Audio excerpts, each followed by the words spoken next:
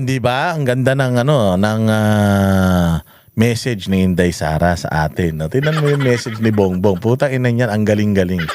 Oh, wait lang ha. Saan na ba yung message ni Bongbong sa Pasko? Oh, ito, pakinggan nyo yung message ni Bongbong sa inyo ngayong Pasko. Oh, wish ni BBM ngayong Pasko. Ano yun? Putang ina mo talaga. Kawatan ka talaga. Kawatan! Oh, bakit? Oh, tinan mo. Anong gusto niya? Pera. Bigyan tayo ng budget. Sana yung mga mambabatas, bigyan tayo ng magandang budget. Anong budget? Para nakawin mo na naman yung mga pera na yan. Para yung mga insertion mo na naman at saka yung mga allocables na naman ng anak mo. Mukhang pera ka talaga eh. Mantakin mo Pasko. Paskong dami nyo ng pera, pera pa rin na nasa isip mo. Na sana bigyan ka ng budget. Hindi ba sapat yung budget na kinuha mo mula 2022 hanggang 2025? Hudas ka? O gusto mo hanggang ngayon budget pa rin? Budget? Ang ina niyan. Nakita niyo yung kaibahan ni Inday Sara kay Bongbong Marcos. Si Inday Sara, ang pinapanalangin niya is for us individually, magkaroon tayo ng magandang health, magkaroon tayo ng maayos na na pamumuhay, pero siya hindi. Putsang ina, ang pangarap ko sa Pasko budget. Bigyan ng budget. Bakit? Tangina, magnanakaw ka talaga ha? Gusto mo talaga budget ha? Oh, inantong taon na to. Wala talagang wala talagang maaasahan dito sa ulul na ito, no? Oh, sige, tapusin na natin 'yan. Basta 'yun ang pangarap niya. Ang pangarap niya pera. Tangina, pera pa rin. Hayop talaga naman, no? Oh, sige, ito pakinggan naman natin tong ito nakakatawa kasi tong balita na to eh. Putang ina tong mga tulpo na to. Puros mga baliw eh. Oh, pakinggan natin tong balita ni Tulpo.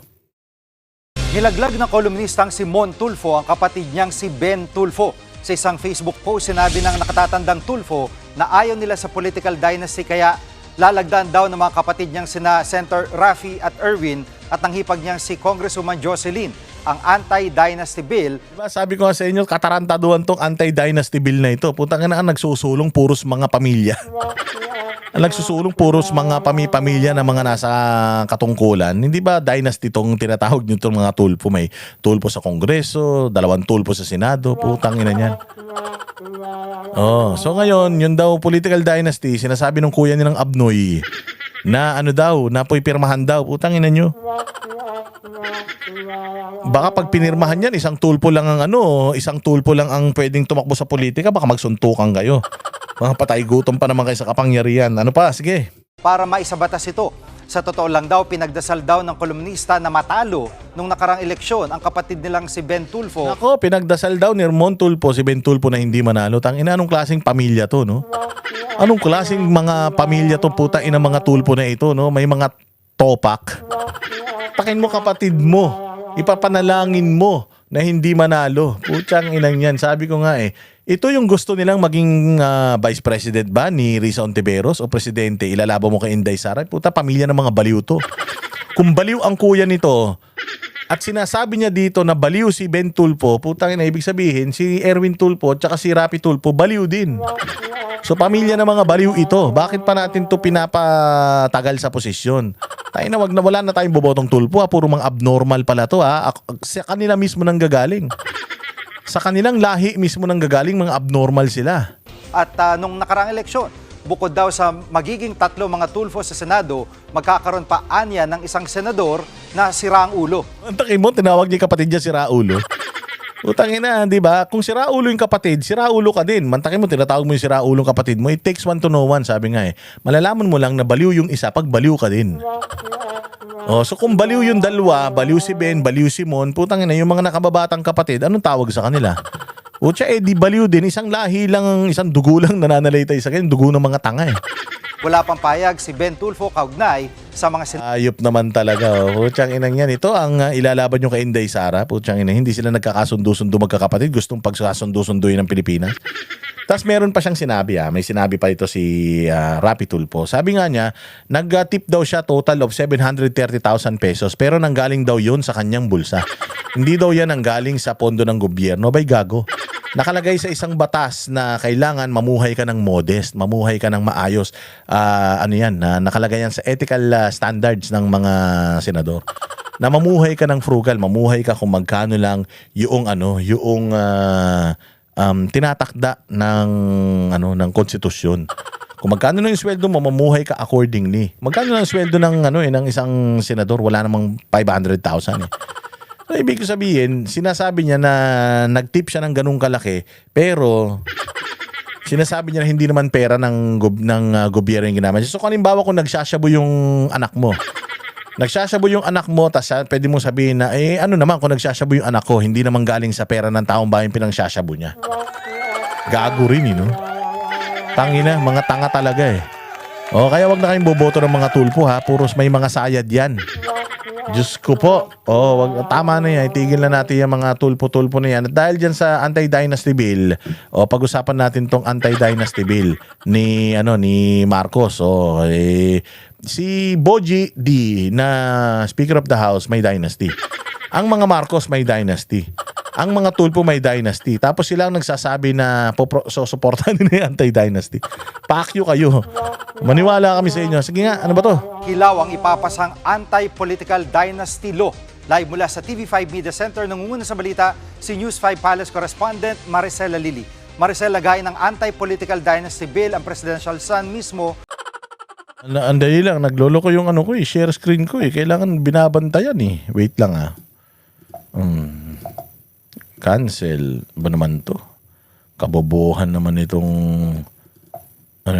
save. O yung paghimay-himay dito sa panukalang ito bago maisabatas. Pakinggan natin yung sinabi ni Yusek Castro. May mga loopholes. So paano natin ito mapapadali? Paanong iuutos ng Pangulo na ito'y mapapadali? Kung may mga issues na dapat nalinisin, may mga issues na dapat maayos. So, sa anti-dynasty bill, kailangan daw may issue na kailangan ayusin. May issue na ganito na. Ano yung issue? Ano yung loopholes? Ano yung mga gusto nyong amyendahan? Ano yung mga reservations nyo doon sa anti-dynasty bill? Tanginan to si Castro, boba. Meron nagsasite ng mga bagay-bagay na hindi naman pinapaliwanag ano yung bagay na sinasite niya. So, to panggap kasi na alam niya kung ano yung laman ng anti-dynasty bill eh. Di niya alam yung laman ng anti-dynasty bill kasi halimbawa yung ganitong issue, ano yung pantapat natin dyan, loophole yan. Dapat meron kang sinasite na mga bagay doon sa anti-dynasty bill na ay pinapasa na sa tingin mo hindi kaakma or pwedeng samantalahin. Panggap na marunong kasi, bobo naman. utos ba or rather request na araling mabuti bago magsagawa at maipasa ang batas na ito ay pang-optics lang. Ang pagmamadali sa paggawa ng batas pero kulang, yan po ang para sa optics lang. Pag sinabi nating aralin, ibig sabihin, hindi minamadali. Half-baked, hindi ganun. Nung half-baked, may D. Tangina mo, bobo. Hindi ka marunong mag-grammar, kaya ka pinapagalitan ni Malutikia dahil bobo ka sa grammar. Tanga, abogado ka, tapos bobo ka mag-grammar. Half-baked.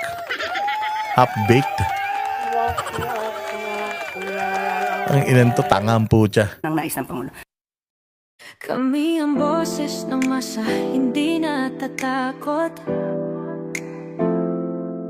Katotohanan lang, di kami nalulunod. Walang bahid ng sismis, lahat ay totoo. Kahit sino ka pa, pag mali ka babanatan ka. Walang pinipili kulay, wala kaming kinikilingan. Basta para sa bayan, kami lalaban.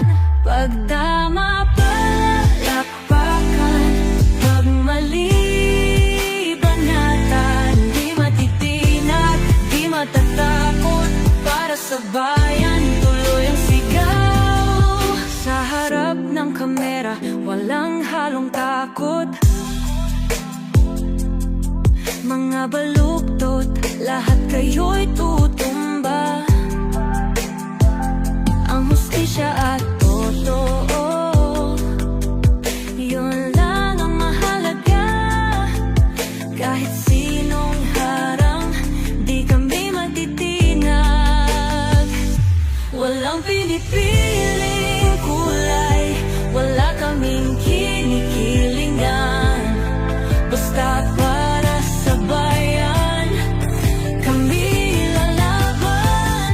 Pag tama palakpakan, pag mali banatan. Di matitinag, di matatakot, para sa bayan tuloy ang sigaw. Kung nasa tama ka, ikaw ay aming kasama. Pero pag mali ka, handa ka na bang mabasag? Banateros kami, walang inuuran, dahil bayan muna bago ang sarili.